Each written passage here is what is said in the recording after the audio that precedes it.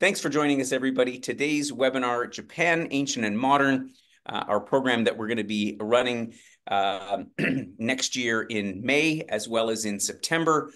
Two great times of the year to visit Japan, as well as our pre and post programs to Taiwan and South Korea.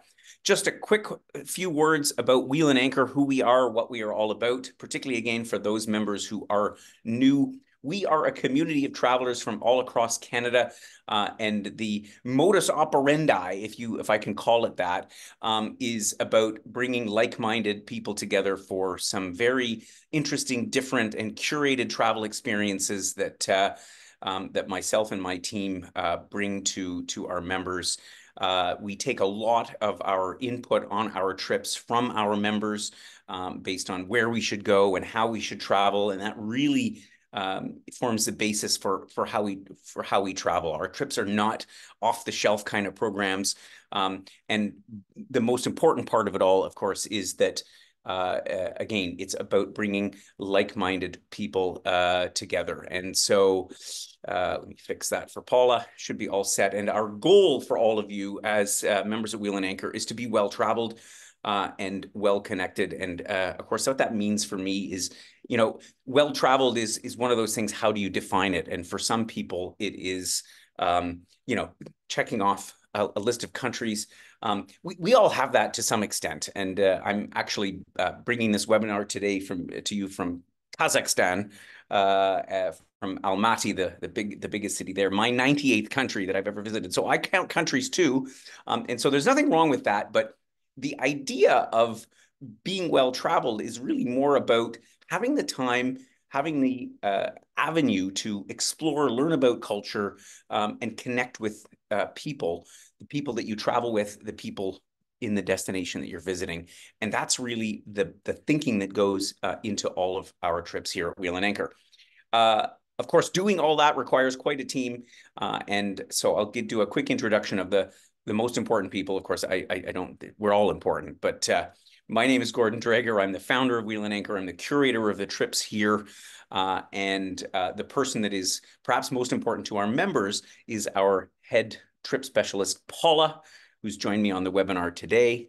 And she's the one who will be answering your questions and engaging with you to have you hopefully join us on this or one of our other trips that we offer at Wheel and Anchor. So, and as I say, we've got a whole bunch of other wonderful colleagues who help us deliver on the goal at Wheel and Anchor. Today, though, we're going to be talking about Japan, not only Japan, but of course, Korea and Taiwan, our post and pre programs for this trip. This is a part of the world that, I think a lot of people want to visit because it is such a culture shock when you head to East Asia. And so I'm going to give you a little bit of a sense of what you can expect from this trip. So I'm your digital guide today for our itineraries in May and September last year. And before I did the webinar today, I was looking through some of the feedback from our most recent trip to Japan, which actually just returned about a month ago. And, by and large, everybody had a wonderful time. We've now run this trip or a similar iteration of it, I think 4 or 5 times over the last couple of years. So I hate to say we've perfected it, because for me, there's no such thing, because things are always changing in the world of travel because the world is changing. But the feedback from the members was they loved the experiences, the hands-on activity, everything from the sushi making to the Japanese tea ceremony to making gold leaf chopsticks in Kyoto. There were so many different adventures and experiences that were had, and you can see the smiles and the laughs from everybody there. We showed everybody a great time, and they came back with generally very rave reviews about this trip, which is a testament to the fact that I think we've, as I say, if not perfected it, I think we've done a pretty good job of coming up with a trip that will appeal to the senses of what our members are looking for. As I mentioned, this trip has a pre and a post. And we did it this way because we didn't want to wrap it all into one big trip, because, we've got effectively 3 different countries here and 3 different experiences. And so some will have visited perhaps Korea before or Taiwan. And so you can tack those on at will or not.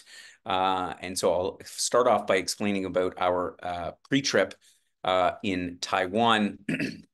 And, Taiwan is one of these little islands, countries, depending on who you ask.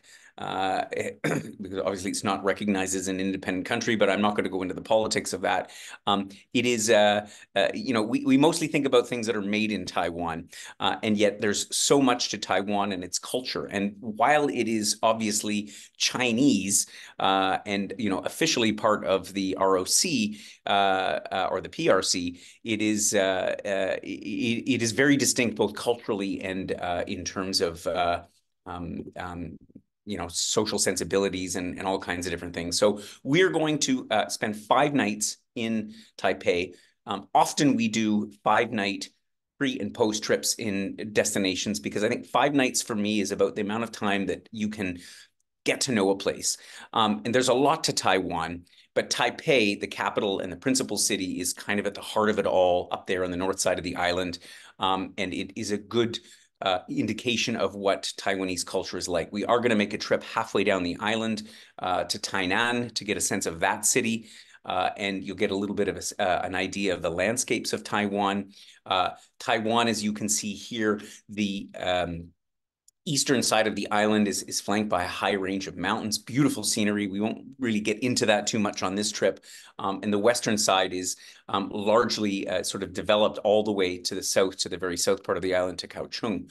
And one thing I'm going to mention about Taiwan right from the get-go, because of course we all heard, there was an earthquake there not that time ago, not that long ago, and it's like, oh, is it a safe place to go? Well, Taiwan is in the earthquake belt of the Pacific, and gets or roughly 2,000 earthquakes a year. A lot of them obviously undetectable, so they're quite accustomed to that. The last earthquake took place roughly here, midway up the east side of the island, and had even though it was quite a relatively strong magnitude, it had relatively little impact on Taipei or the west coast of the island. But I thought I'd mention that because a lot of people do have that question. So that gives you a very quick geographical overview of Taiwan. And, what are we going to be doing there in Taiwan? Well, as I say, we're going to start off with Taipei, which I think is a magnificent city. In some ways, I make the comparison to Hong Kong because it is really a commercial hub. It's a vibrant city. There's lots of going on. We're staying right downtown in the so-called Jinyi district, which is one of the hip districts in the central part of the city. And part of what makes this trip nice is that we've developed a relationship with this little hotel called the Humble House Hotel, which is a art hotel. And it's very unique and very sort of off the wall, but super friendly staff, and a great home for the 5 days, 5 nights that we're going to be exploring Taipei. And we're going to start right off getting into it by heading up Taipei 101. I should probably switch to the picture so we know what we're talking about. That's this big, tall building here, one of the tallest buildings in all of Taiwan, certainly Taiwan, but all of East Asia. And you get a magnificent view of the city and into the mountains of the background. And we are basically within walking distance of, not exactly of Taipei 101, but within the heart of the city and all of the things that there are to see. While spending the first full day after arriving, obviously we don't plan too much for the first day, a little icebreaker, little orientation about what the city's all about. We're going to take in various facets about Taipei and Taiwan, beginning with a visit to this. This is a hotel, believe it or not, the Grand Hotel Taipei that's pictured here. One of the amazing historical buildings. It's actually not that old, but it is designed like a palace with this very traditional sort of a design. And we're going to also savor some of the Taiwanese delights, like Michelin star rated dumplings at a place called Din Tai Fung, which is a culinary icon of the city. And food is such an important part of our trips, and we put a sort of the emphasis on making sure that we find places, and a lot of times it's sort of an afterthought. Oh, you're going to have dinner at the hotel or here or there. But for us, it's very much at the foremost, because understanding the food and beverage of a country is I think almost as important as all the other aspects of the traditions. We're also going to visit this day the Longshan Temple, which gives us an insight into the temple arts of Taiwan. And all in all, that day will also set you up for a full day at leisure. Almost in all stops where we're more than a few nights in any place, we give a full free day, because it's so important to just go out and wander and explore on your own. Some of our members will already have an idea of some of the things that they want to do. You may want to visit. There's so many ornate temples in and around not only Taiwan, but of course our other stops in Korea and Japan. Other people, may want to get outside the city a little bit and do some walking, up to Elephant Mountain, as it were, as an example. The point is, you can stay relatively close to the hotel. You can visit the many markets. So we encourage our members to go and explore on their own, because I always say, even though the organized travel, we try to give you as amazing and diverse an experience as possible. Often the best experiences of travel are when you're doing stuff on your own, and you'll have a full day to do that with a so-called fun pass, which gives you a bunch of access to different things in and around Taiwan.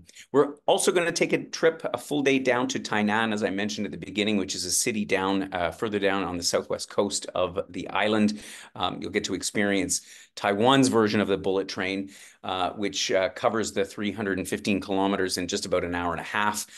So that's always exciting. I always wished we had this kind of train service in Canada. It's remarkable. It's fantastic.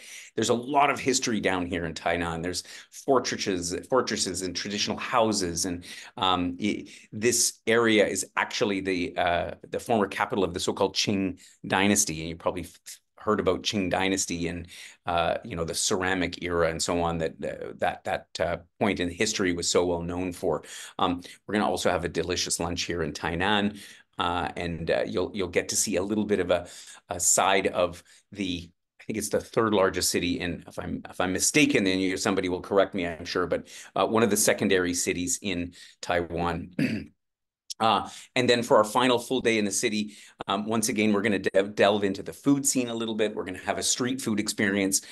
You'll see, particularly in Taiwan and in Korea, street food is such an important part of their culture. There's street food stands everywhere. And I know for North Americans, we're not accustomed to it. I mean, our street food is basically, a sausage you get outside the baseball stadium.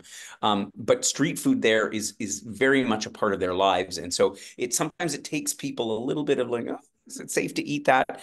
I generally recommend eating anything that's uncooked in street food markets in Asia. But you can get everything from dumplings and little fried this and that and the other thing. There's so many great things to enjoy. And so we're going to, visit a herb store, get some insight into Chinese medicine and the various herbs and spices that they use there that are, again, integral to their culture. We're going to learn a little bit about the oldest district as we walk around and taste some food, Dao Cheng, which has got some incredible architecture, very depicting some of Taiwan's history. So that'll give you a great overview, I think, of Taiwan for those of you who are interested in joining us for the pre-trip part of our tour. We'll then fly from Taipei down to Tokyo to start with the main program, which is our Japan Ancient and Modern trip. And just to give you a little bit of the overview of where we're covering on that trip, we are on the primary island of Japan for this tour. Japan, as you know, is a string of islands from north to south that would take you literally weeks and weeks and weeks to cover. But the most important things for those who are, likely only planning one trip in their lives is to start here with, of course, the capital, Tokyo, where we'll spend the first few nights, trying to get a handle on one of the world's biggest cities. We'll visit a suburb, if you will, a nearby seaside town called Kamakura. We'll then venture overland by coach up into the prefecture of Nagano. You'll be familiar with that term from the Nagano Olympics. And on the way, we're going to stop and have a visit at Mount Fuji. We're hopefully going to see it from some different angles. Obviously, Japan's most iconic mountain. We'll cross over the mountains to the cities or the towns of Matsumoto and Takayama before hitting Kanazawa, which is where Japan's samurai heritage originated. We'll then head by train down to Kyoto, which is the most important, arguably cultural city in Japan. and spending 4 nights in Tokyo will enable us to do a full day trip by bullet train to Hiroshima, and as well as the um, iconic city of Nara, which is not far from Kyoto, before departing out of Osaka. So let's go into a little bit of detail about what you can expect from Tokyo and from Japan. As I mentioned, Tokyo is one of the largest cities in the world. Their metro system, their public transit system has 278 subway stops, and 3.7 million people use public transit in Japan every day. It's a remarkable experience. You've probably seen videos, YouTube clips or whatever of, people pushers cramming people in to the metro. It's not always like that, but in fact, I recommend on the free day here at some point is to ride the metro in Tokyo. It will daunt you at first when you see the map, and it is like, it looks like it's so complicated. It's actually relatively easy to figure out. So we'll try and get a chance for everybody to check out the metro in Tokyo. Yeah, and Japan and Tokyo have so many other quirks. I could talk about it for an hour here. Of course, they've got their capsule hotels. We're not staying in one of those. We're staying in a proper hotel. But like literally, they have these things that looks like a mailbox that you climb into. And at the same time, Tokyo, having some of the most expensive real estate in the world, also has some of the most expensive hotels. We've got a lovely hotel. It's not one of the most expensive ones, but it is well situated in one of the boroughs of central Tokyo. And, as you can see from the picture, it is truly a gigantic city. And so for those who arrived in, you'll have some time to just relax and stretch out before we embark on our tour of the city. And for those who have otherwise joined us from Taiwan, you'll perhaps want to get out on the town, maybe hit one of the city's infamous karaoke bars. Our first day, we're going to take in some of the historical highlights of Tokyo.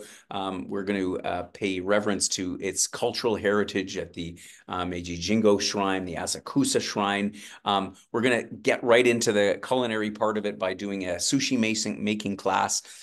If you haven't ever tried to make sushi before, it's easy, but it's not easy. It's all about the rice and the right type of rice and the right way to cook it, and the special vinegar they prepare it in, and all the rest of it. And then once you've got the rice figured out, but it's a lot of fun and usually a lot of laughs. There's usually a little sake to go along with it.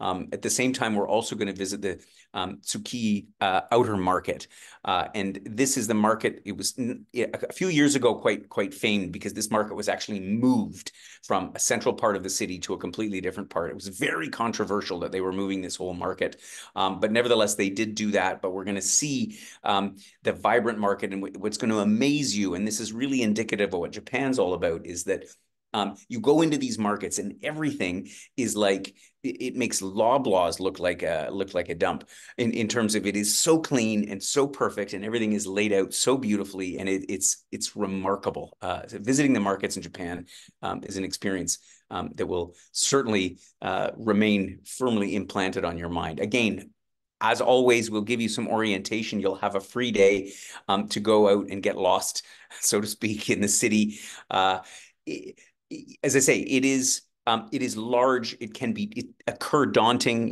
particularly if you're, wandering around the Ginza, the famous street with all the neon lights that you see here pictured at night. But it's actually relatively simple, and people are very, very friendly, particularly towards foreigners. They're, keen to sort of help out, even though English is not widely spoken by sort of those over 40 in Japan. But, people are always anxious to at least try to help you out. And that's part of the fun, is, stopping and talking to Japanese folk. There's many things that you can get into. We've put some ideas about some of the things you could do on your free day.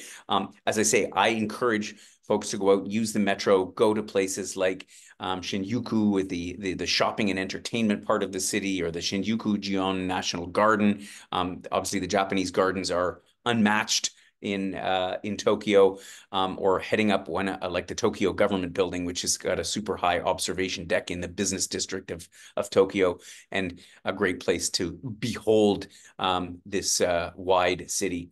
We'll then head out to a seaside suburb, if you will. It's a little bit further out of the suburbs. When you're taking the when you're taking the bus out here, it'll seem like one giant city. In fact, much of the east coast of Japan almost occurs like one continuous city.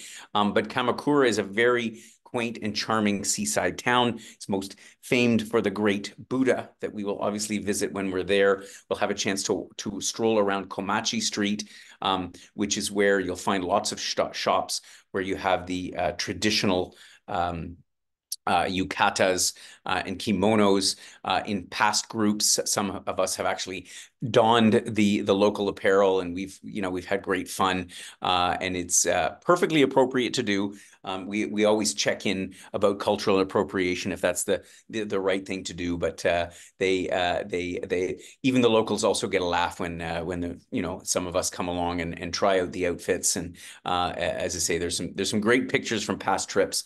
And here we'll also get a chance to sample some different local fare here along Komachi Street in Kamakura. And all in all, really a nice day, and you get a chance to see a little bit of the seaside that is not a big part of our trip because we're mostly traveling through inland parts of Japan as we go around the country. We're then going to head out from Tokyo and make our way into the interior of the country. First of all, stopping at Lake Ashi, which is a beautiful lake that on a clear day you have incredible views of Mount Fuji and the surrounding area. Hopefully you get a view as clear as this. The weather doesn't always cooperate as perfectly as this, but Mount Fuji is obviously so iconic and such an incredible mountain. But the countryside around is much more green and rolling hills and lush forests than I even expected the first time that I visited there. We'll go on a cable car up the side of Owakudani, and you'll pass volcanic features and hot springs and lots of other things that, again, we'll start to get a flavor of the rural side of Japan. One of the big surprises on this day for me was actually visiting Hakone itself, where they had this open air museum. And I remember approaching it thinking, oh boy, we're going to visit a museum, not being necessarily a huge fan, but they have a sculpture garden with some of the most famous sculptors, works from the most famous sculptors, beautifully positioned around this garden. It is you could literally spend half a day there. They have a whole section on with Picasso inside here. They've got sculptures from Henry Moore. It's just amazing place to visit, and a great stop. In fact, so much so that we decided to make this day shorter, stay nearby, because I think folks felt that from past trips that maybe we were rushing the day a little bit because there's so much to take in this area that's not too far outside of Tokyo. So we reduced the driving a little bit. The following day, then, we are going to head up Mount Fuji, weather permitting, up to about 2,300 meters above sea level. You get to look out over the countryside, again, assuming the weather cooperates, and you'll have a different perspective of the top of Mount Fuji. And then we make our way out to Matsumoto, which is one of the few original castles. Of course, you look at a picture like this and you think, yeah, that looks like Japan. But it's here that you'll get a bit of a taste of the history of samurai and ninjas that once defended this rather amazing fortress. And we'll visit the Folkcraft Museum here as well, that will give us a flavor of some of the artifacts and so on, and the history of ceramics and various other things in dating back to the Edo period in Takayama. So we'll stay overnight there and then head to Takayama. And here we're going to be really in the heart of this prefecture. Prefectures are, of course, the provinces, if you will, of Japan, of Nagano. This is the same general area where they had a lot of the Olympic Winter Games some years back.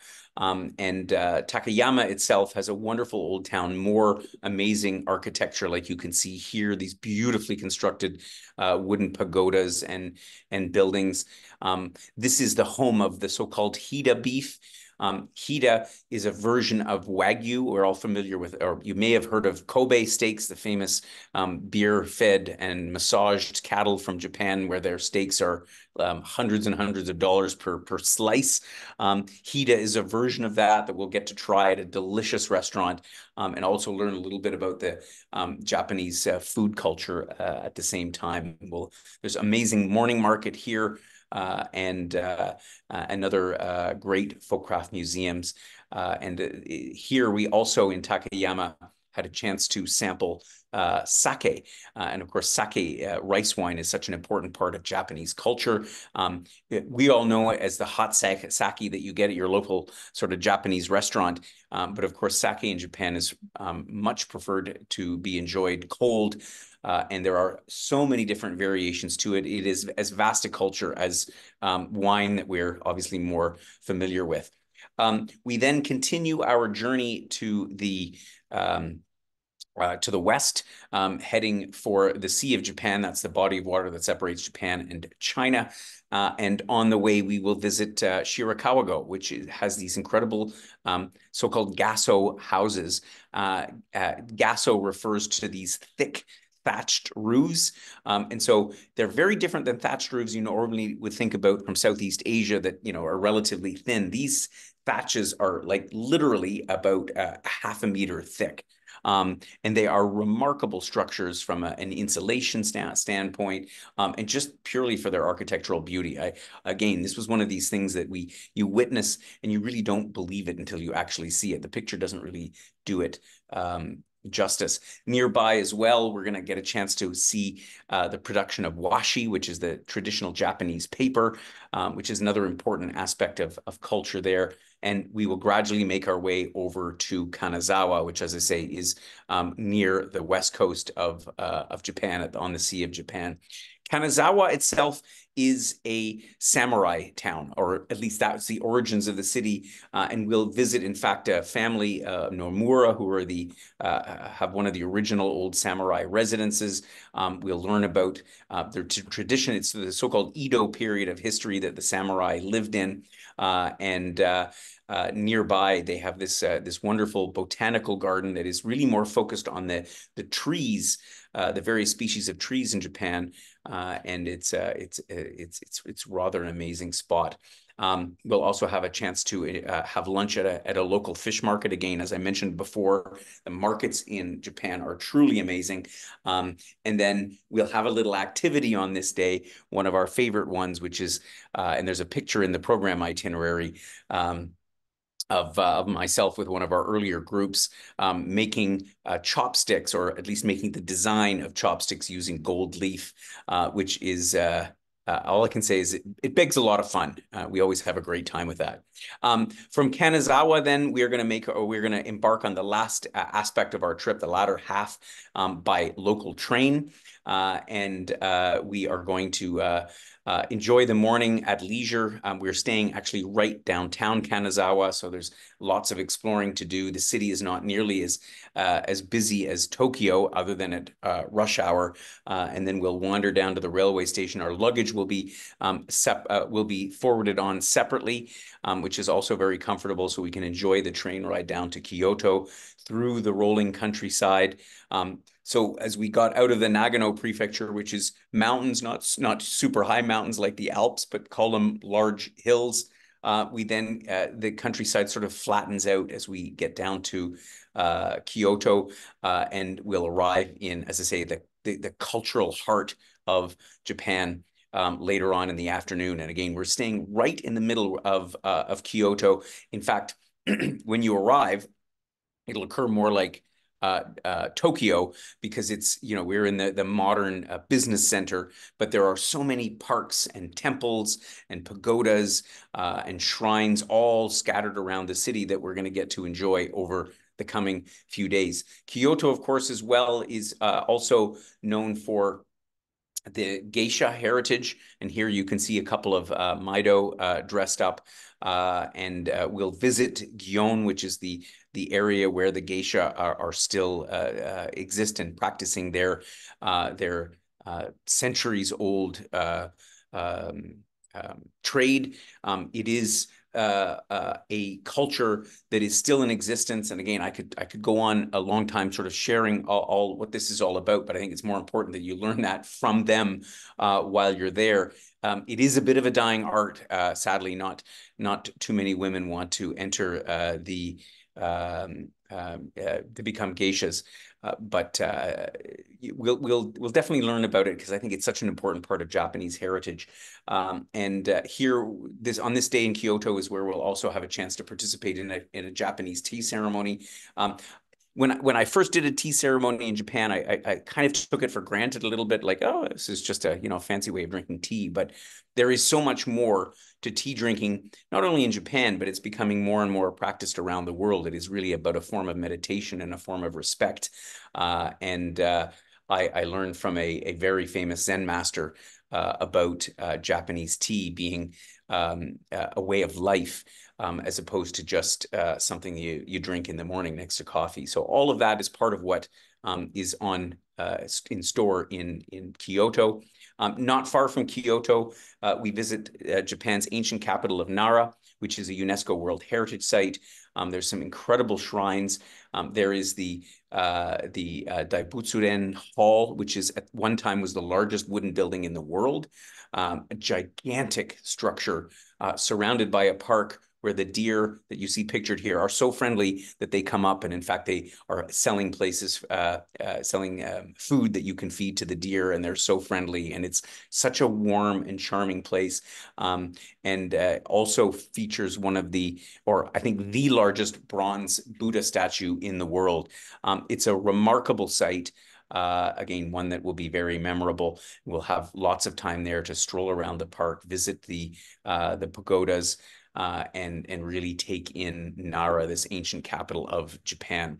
One of the highlights of the trip, and I say this because it's a little bit almost an oxymoron when you talk about Hiroshima, but Hiroshima is actually a few hundred kilometers away, but owing to the bullet train, and this will be our first chance to actually experience Japanese Shinkansen, which is the high-speed bullet train.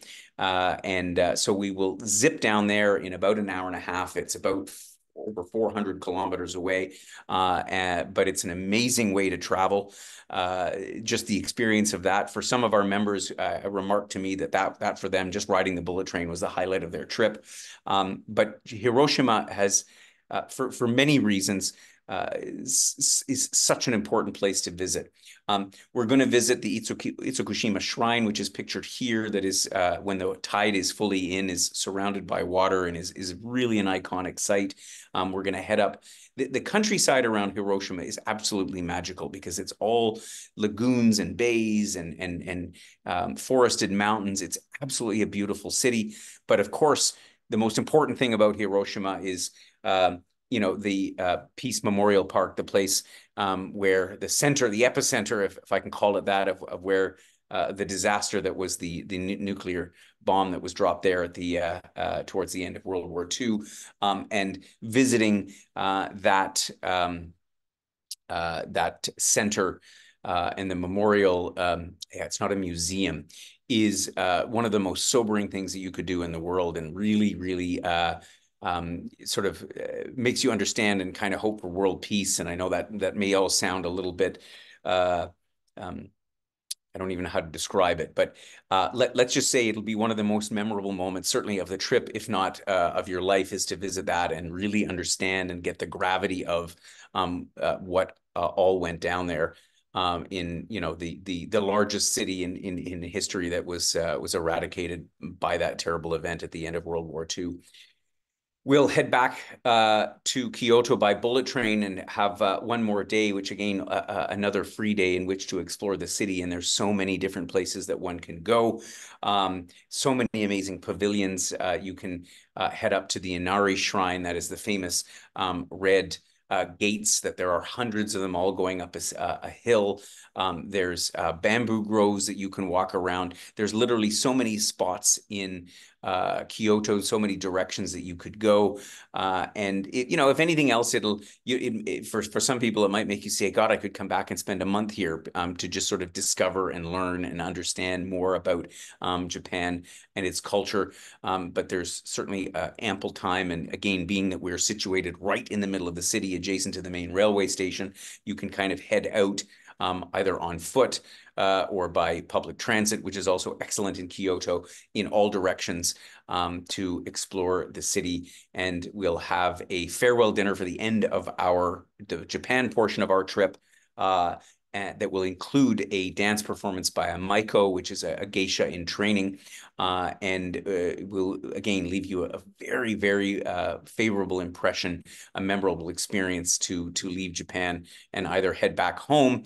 The following day, we'll depart out of Osaka, which is only about an hour and a half drive from Kyoto, or onward to Korea for the last portion of our trip, I should say, for the post-trip.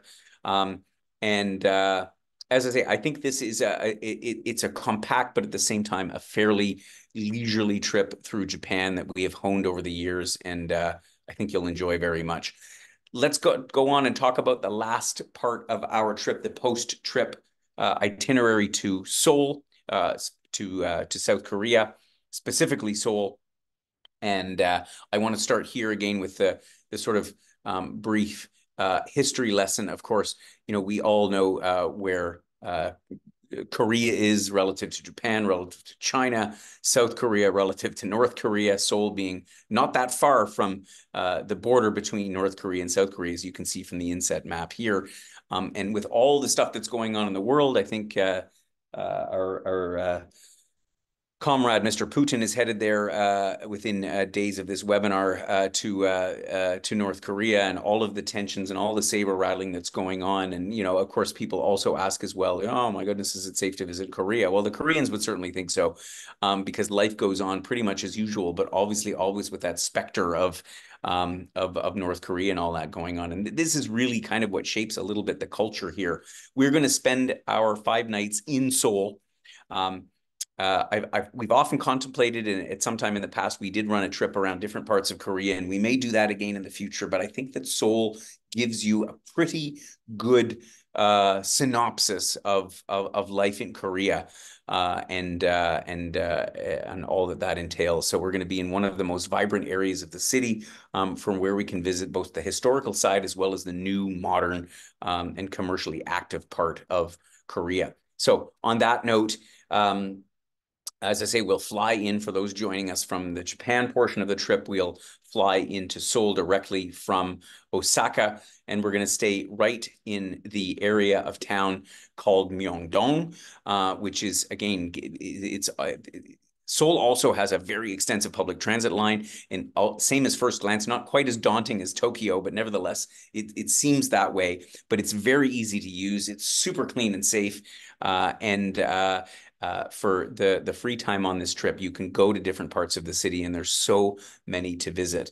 But we are immediately going to sort of explore the Myeongdong area, which has got all of its fashion and food and nightlife and culture. It's it's a super vibrant part of the town. I think for our purposes, the best place to stay for our 5 nights. We're then going to head out with our local Korean guide to, first of all, take in some of the cultural landmarks of the city. We're going to visit the Bukong Chanok village, which is one of the traditional neighborhoods where the Korean architecture, and here you'll sort of both see and distinguish Korean architecture from Japanese architecture. There's a lot of similarities. Obviously, the Japanese occupied for Korea for decades and centuries, if my history is correct. We're going to visit the Chandokgung Palace, which is the main palace of former Korean royalty, which is obviously a UNESCO site. We're going to visit some beautiful gardens that, again, reminiscent of the Japanese gardens, but with their own Korean flavor, and really get a sense of the main cultural landmarks of the city on our first day in Seoul. From there, we then head to, on the next day, we're going to head a little bit out of town up Bukhanshan Mountain to visit the Gilsangsa Temple. You get a little bit of an insight to it here. The temples, I almost want to say, are even more ornate in Korea than they are in Japan. And, it'll become apparent, and our guide is pretty good at explaining the relationship between Japan and Korea, the relationship in the past, which was, not a terribly favorable one for the Koreans. And today it's, there's still that rivalry and that little bit of that, but they're much better friends than they were in the past. But all of the cultural similarities and differences, the Koreans, Seoul in general is, as was characterized by some of our members on our first trip there some years back, it's a grittier version of Tokyo. I mean, Tokyo is sort of so clean and sterile and so perfect in so many ways, or aspires to be perfect, whereas Seoul is has a more it has a darker side, not in a bad way necessarily, but it and so for many of our members, they actually preferred Seoul over Tokyo because it was a little bit more rough around the edges. As part of our visit as well, we're going to head up the cable car as well. I like cable cars. Always nice to get up high and get a bird's eye view of the city. We get to overlook the whole skyline of Seoul. And we'll also walk along a part of, and certainly something some might do on the free days. There is a stream that goes, an urban stream that's been created through the whole center of the city. So it's actually not a real, well, it is a real river and that water flows through it, but it's all been created and manufactured as well. But it's super scenic. We'll get to see a little bit of that, and those who are interested can take a longer walk on a free day. And we'll finish up by doing some street food at Gwangjang Market, one of the more famous markets in Seoul for that type of cuisine. North Korea. So we're not going to North Korea, obviously, for obvious reasons, but we are going to visit the DMZ, the Demilitarized Zone, which is that area that separates North and South Korea. This, again, is one of those days that is sobering, but yet incredibly fascinating, because on the way and while we're there, we will learn so much about how this relationship has evolved to the point where it is today. We'll visit an observatory where we can stand on the top and look over, and you can look over at North Korea. And of course, you look over and you see rolling hills, and it's kind of like it looks the same, but you're also looking over into one of the most repressed countries in the world. And so it's quite fascinating. And we'll visit the third tunnel that was dug by the North Koreans as a way to try and infiltrate into South Korea, but then it got discovered. And so you can go underground practically all the way to the border, which you can't do anymore overland for obvious reasons. The Bridge of Freedom, so many interesting aspects about the geopolitical dynamics between North and South Korea. It is a fascinating day. And on the way back, we'll visit the War Memorial of Korea that will, again, shed some light on this very troubled past from the Korean War and even prior to that. And their desire, of course, to try to hopefully bring all that to an end someday, although it certainly doesn't look like it in the near future. A free day, again, as we've had in Japan and in Taiwan before that, to enjoy parts of Seoul. So many different things you could do. On that note, I want to emphasize again to our members, because sometimes we have folks that show up and they'll be on the trip and they'll come to the free day and like, I don't know what to do. Part of travel, even organized travel like the sorts that we do, where we try to show you all the best things and give you the most incredible experience, but it's also about sort of doing some research on your own, Googling this and that. What can I do? I'm interested in this. I'm interested in that. I mean, Korea is known for its skincare, and I know particularly for the women, they have some of the most incredible skincare regimes and treatments, and you can visit all of that, and you can do some, and I know some of our members in the past have done that, and it's been totally amazing. The bathhouses that they have there, which is like the Asian version of a Turkish hammam, is also a very unique and rewarding experience that one could do. Again, tea is also very important in Korean culture. So many different things to explore, experience while you're in Seoul, and there's a whole day that will enable you to do that. Sorry, I didn't switch the picture in time, but to, again, visit the Korean version of the tea ceremony. similar, same, but different, as they say. One of the many things we'll do. And that will pretty much wrap up our trip. We'll head out from Seoul back to Canada. Of course, we're happy to help facilitate on flights. There are different ways to get, depending on where it is that you're coming from in Canada. All of our details in the program itinerary, which if you haven't already downloaded a copy from our newsletter, we'll send you a link to it together with the replay of this webinar. So I'll cover off a few of the highlights, if you will, the pre-program for Taiwan. And again, this applies to both our May and our September trips, is shown here, all pricing as usual in Canadian dollars. We try to pack in as much as possible. Again, we have a really lovely, a very special hotel we stay in Taiwan. Our lunches and dinners all shown in there, transportation card on the free day, and obviously fully guided with local English-speaking guides as well as our host. The main program here for Japan, May and September, again, I won't go through the details now. It's better you take a look at the program itinerary as well as our additional information documents that will answer a lot of your questions about the logistics relating to both of these trips. Note here that for Japan, we are including a SIM card, a physical SIM card for those who have a mobile phones that will accommodate that, because it's a lot easier to be in contact with our host because there are some free days, and it's nice, particularly where in Japan they don't speak as much English everywhere, to be able to be in touch with your host along the way. And finally, for Seoul, our post program shown here, pricing in Canadian dollars, as well as the inclusions that, again, will be accommodation and all of the transportation and activities and sightseeing that we've mentioned in the past few minutes. Airfare, cancellation insurance, obviously extra. Our office is happy to facilitate those for you. And again, we do that specifically because our members do hail from all parts of the country.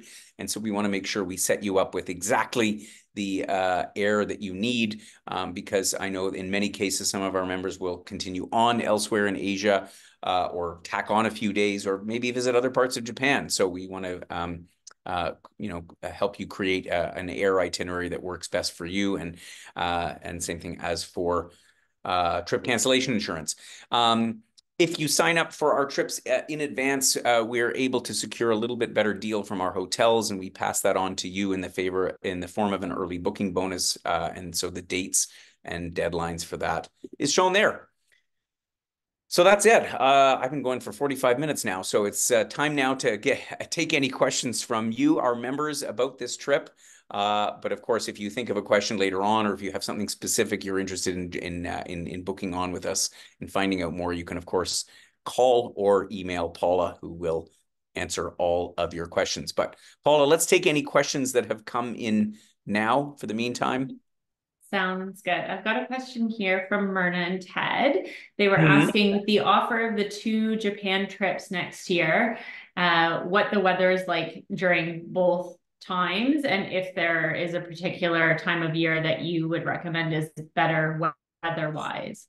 Yeah, I can't say better. It's a good question because I didn't touch on weather. I can't say better that one's better than the other. I mean, May is possibly a little warmer than October, and we go specifically in May. We try to pick dates.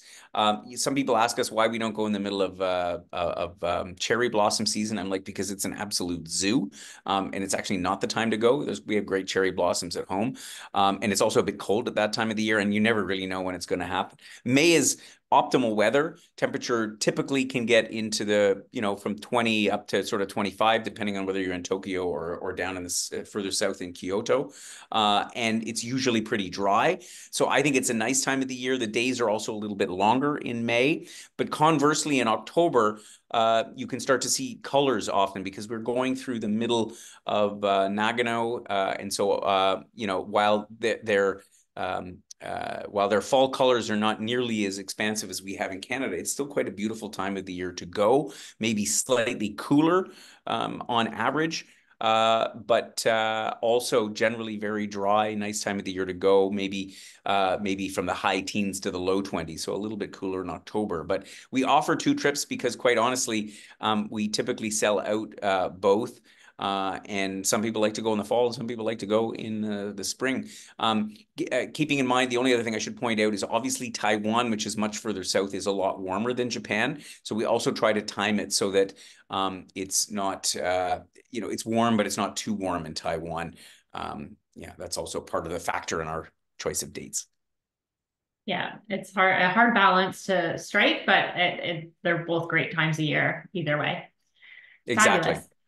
I have another question from a member here asking if we provide options to them with regards to where to go in their free time, what to do, and same thing with meal or restaurant selections in their free time. For sure. So we give some ideas. If you look at the program itinerary, we've given some indication of some ideas of what to do. Um, quite honestly, what I suggest and always emphasize our member is like literally Google what to do with 24 hours in Tokyo or what to do with 24 hours in Kyoto. Um, and play around a little bit with that because yeah, they're just literally surfing the internet will give you so many ideas that might, something that might appeal to one person and other. There's textiles, there's shopping, there's tea, there's so many facets of culture and society that it sort of behooves you to sort of do that. We'll obviously give you some advice. I mean, Paula, you'll talk to our members and say, well, are you more active? Are you more this? But at the same time, we don't really want to tell you what to do. We'll certainly give you suggestions. But the other thing we encourage as well is, as some of our members have done more and more, is post in our Facebook group and say, "Hey, who went on the Japan tour? What did you do? Are you?" And ask our other members what their experience was and what things that they've enjoyed. The worst thing that could happen is that you like literally go out and wander around. I mean, you can't get that far lost. These are completely safe cities and destinations. And in the worst case, as I say, you've got a SIM card. You call up the host and say, "I'm lost," and we'll figure out a way for you to get back. But that will be a story you will never forget. In And you'll all tell. destinations, they were super friendly. I think I've been lost in Japan, lost in Taiwan. I've wandered the streets for days on end, and yeah, were some of the best experiences. Some of the best So. experiences. Some of the best experiences. Fabulous. I have an additional information document. So for anyone that is interested in this and would like to dig into the details a little bit further, feel free to reach out to me via email. I see a lot of new members that have been online with us today. So welcome. And I look forward to chatting with you. For sure. Yeah, it's great to see a bunch of names that I haven't seen before. So a warm welcome to the Wheel and Anchor community. We're here for you. We love to answer your questions. So do drop us a note, or as I say, join our Facebook group, post in there. Our other members who've traveled with us and our big fans will also happily chime in and give you their own thoughts about their experiences and so on with us. So thanks for joining us today. I really appreciate you taking the time, spending 52 minutes with us this morning. And I look forward to connecting with you. Hopefully, we'll meet some of you at our upcoming summer social events and otherwise perhaps on one of our trips in the not too distant future. Take care, everyone. Have yourself a great rest of the day and join us for our next webinar, which will be Porto in the Azores day after tomorrow, which I will be bringing to you from, where will I be on Thursday? South Africa. We'll see you there. Bye-bye for now.